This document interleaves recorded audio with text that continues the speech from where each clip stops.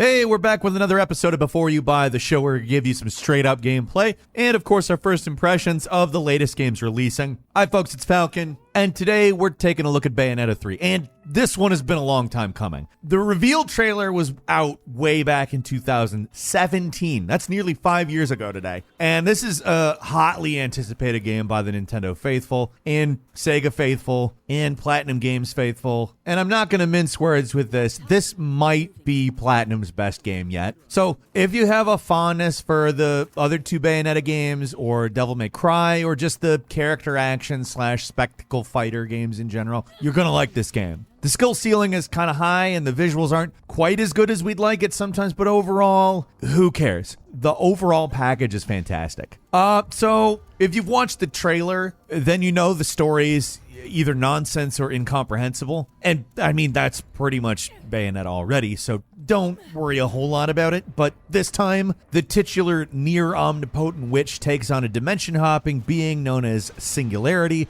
and its seemingly endless army of homunculi. So the only way to stop the destruction of all reality is for Bayonetta to team up with the mysterious new character, an Umbro witch in training from another dimension by the name of Viola. And you have to collect the 5 Chaos Gears, which Viola says are the only things that can stop Singularity. That's the premise. You travel to alternate dimensions, meet a different Bayonetta, defeat a boss, get the Chaos Gear. But obviously, for this series, there's tons of insane twists, and to say it gets spicier than that is just a mild statement. The actual story that's told here is all right, but again, we're not really playing these games for the story. It's spectacle, and this game more than delivers on that front. So, in terms of campiness, the game is a little more subdued than the previous entries, but not a lot. There's a lot of goofy stuff that can veer into cringe territory if you're not the type of person who likes this kind of humor, as I very much am. Like, it's intentionally like that. They know. It seems like a lot of people don't understand that, but that's neither here nor there. For the most part, the game's story is endearingly cheesy rather than actively embarrassing, but I also just told you exactly what kind of humor I enjoy out of this game, too. You might not agree. If there's one thing I can say I appreciate about the story, though, it's that the bad guy is shown to be a legitimate threat for once. Like, I don't really understand why the bad guys are anything in the last 2 games, but like, it's very obvious that this guy's destroying universes. Like, yeah, there's a lot of joking around in this game, like you might expect from a Platinum game, but there is actually some weight, some stakes, and that's very good. Mechanically, so here's where we really start to talk about some differences. A lot has changed between Bayonetta 2, which was, I mean, kind of just an iteration on the first game. Not to say it's bad or anything. I really enjoyed Bayonetta 2, but it's kind of Super Mario Brothers 3 rather than Mario 64, if that makes sense. This game, however, Bayonetta 3, feels like a pretty big jump forward in terms of this series. So when you press the ZL button, you can summon and directly control infernal demons under Bayonetta's command. They're not just creatures that appear in cutscenes to chomp on a defeated boss. You can actually use them in battle, and it is really satisfying once you get the hang of it.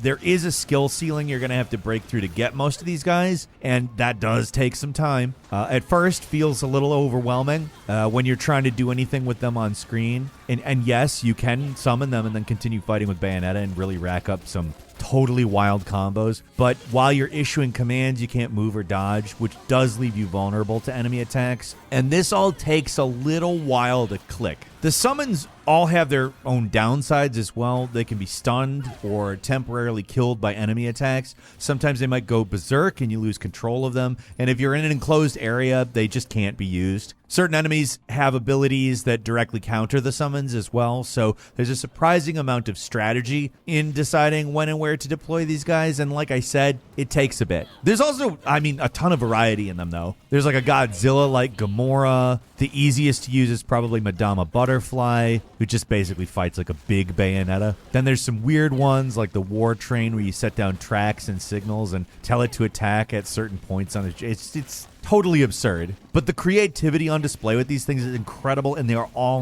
just beyond fun to mess with. The weapons have even more depth than before, too. While you can't mix and match equipment by connecting them to hands and feet like previous games, they more than make up for it by making each weapon have a whole fighting game's worth of attacks and combos, including a whole set of masquerade abilities where Bayonetta fuses with the weapon's demon and gains all kinds of new attack and movement abilities. Like, there's so much new going on here. The amount of options you have for attacking and moving around in this game is staggering. Honestly, pretty overwhelming to talk about, especially when the game throws all this stuff at you in the middle of like a chase sequence. There's moments where you're just not going to know what to do. You're going to flail around uselessly for a while, just trying to figure out what the game wants you to do.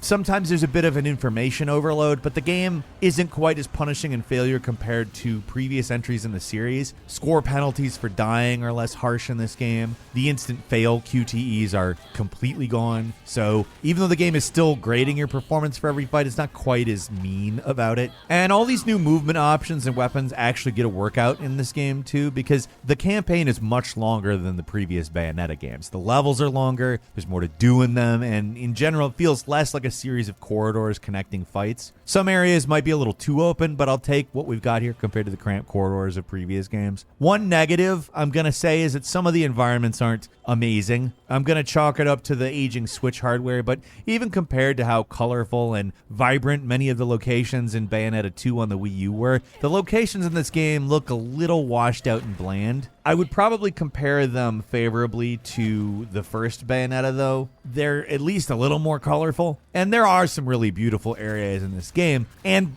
definitely this one has the best level variety of the whole series, but some areas just don't look good. I think the game's focus on big areas and big enemies really works in its favor, though.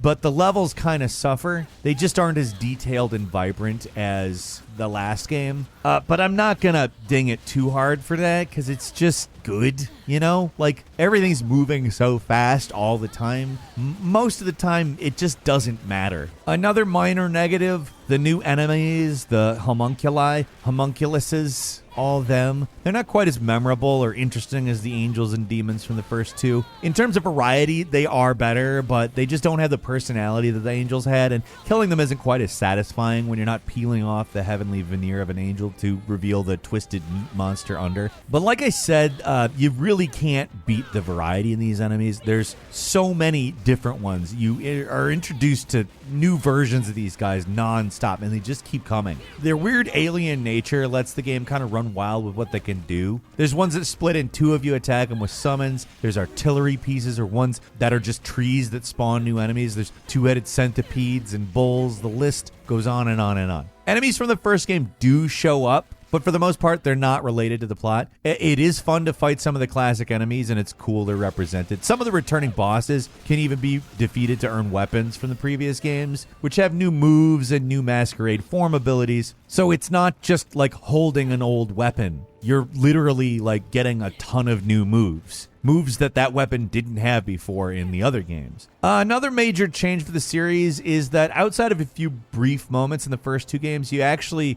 don't play with a lot of different characters in those games, but you do here. Along with Bayonetta, you also play as Jean, who stars in these goofy side-scrolling stealth levels that break up the action, but are almost a little too chaotic and weird. They feel like something out of a Suda51 game like Shadows of the Damned. They're fun, but they don't have the kind of depth of the gameplay that the main game does. Viola, however, great addition. She's basically Nero to Bayonetta's Dante and plays similar to Bayonetta with one major change. Dodging doesn't activate her witch time with her at all. The only way to slow down time with Viola is to get a perfect parry. That one thing completely changes how she plays, and while overall she's much less technical than Bayonetta is, she's a really fun character to return to every once in a while. Now, while I'm talking about characters, I might as well say that in terms of presentation, this game is series best, period. Cutscenes more insane than ever. Animation, especially facial animation, looks fantastic. All the characters are packed with personality, and that includes all of the controllable demons. And the game manages to be referential to its world that has been established throughout the franchise without being too overtly fan servicey. And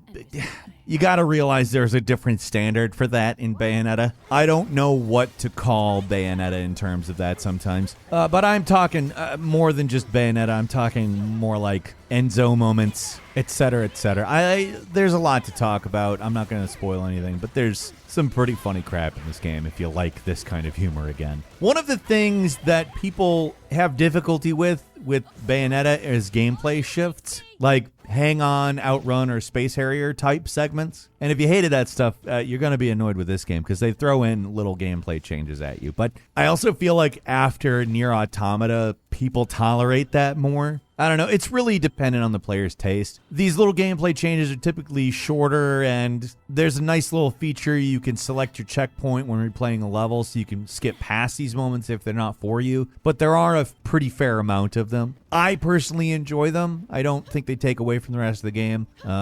I mentioned Nier Automata. I think all of the weird crap in that game is great, and Bayonetta is sort of where we saw a lot of it first. It's done very well here, in my opinion. Still, wanted to mention it for people who might either dislike or get disoriented by this kind of stuff. But aside from some pretty minor issues, in my opinion, Bayonetta 3 is a fantastic game that just feels really good to play. Yes, it can be chaotic, and following the action can be a little difficult at times, but if you've played Bayonetta before, you know what that's like already. The spectacle just cannot be beat. The new enemies kind of blend together, and the environments are not photorealistic or anything, but the new characters, the moves, the abilities, and most of all the demon summons just take this game to the next level. It's ridiculous, but in the best ways possible. Like, I don't know if this will last because it's a big toss-up for me between Nier Automata and this game, but I think right now it's probably my favorite Platinum game so far. I'm a huge fan of Nier Automata, huge fan of really all Platinum games,